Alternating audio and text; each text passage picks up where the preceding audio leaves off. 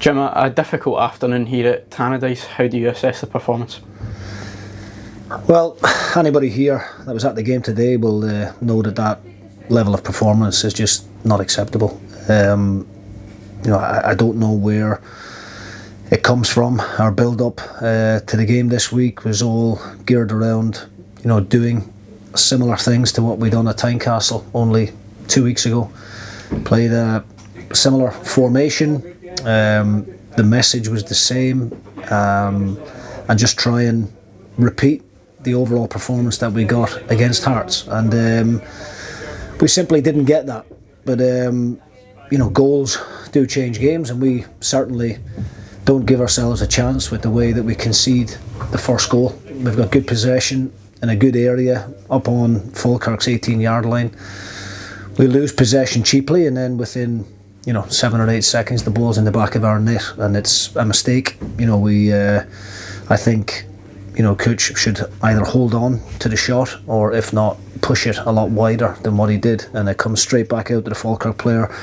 You're 1-0 down. The tactics and the game plan, almost within the space of 3 or 4 minutes, goes out the window. And in the second goal, it's an individual error. So we're 2 down after 20 minutes, and we're having to chase the game again, which is something that we've had to do now, I think, in the last 7 games, because we've conceded the first goal. So we gave ourselves a huge uphill task, and quite simply we weren't up to that task. What do you feel was missing today when you do compare it to that performance at Tynecastle?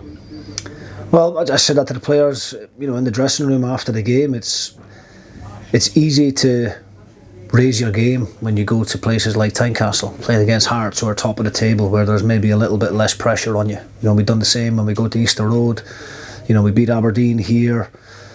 We've performed really well against some of the so-called bigger teams in the league. We've left ourselves down today against Falkirk, here against Livingston, here against Kilmarnock, and that's a mentality thing. You've got to be able to do both sides of it when you're an underdog going into a game, or whether you're favourites, and we haven't been able to deal with the expectation that's on us in games like this, and that's a real concern, and it's something that we need to fix, and pretty quickly. How do you go about fixing that and rectifying those mentality issues then?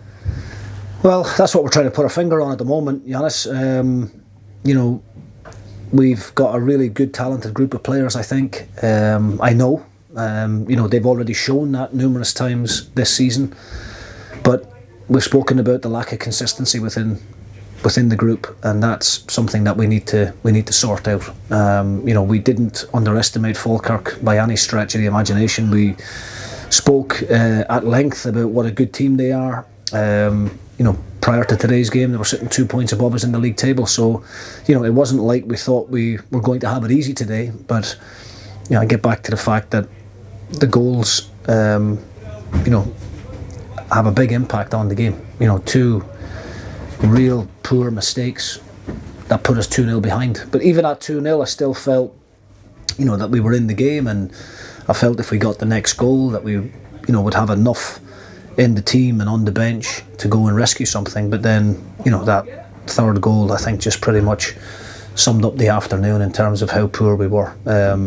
Falkirk were better all over the pitch. Even if you take the goals out of the game, I thought Falkirk done the basics better than us. They picked up far more second balls than we did. They played with more energy, and that's the bit that's the most alarming. Looking ahead to next week, obviously we've already played Kilmarnock twice this season, so what learnings can you take from those previous encounters into the game at Rugby Park? Well, there's no excuses anymore. At the early part of the season, we could talk about the recruitment, and we could talk about the volume of players that we had brought in. It takes time for 14 new players to settle in and get used to the Scottish game, and this, that and the other. But there's no excuses anymore. The players know exactly what they're going to face from each opposition. We know what Kilmarnock are capable of next weekend. It's going to be another battle. It's always a difficult venue to go to, with the surface and everything that entails.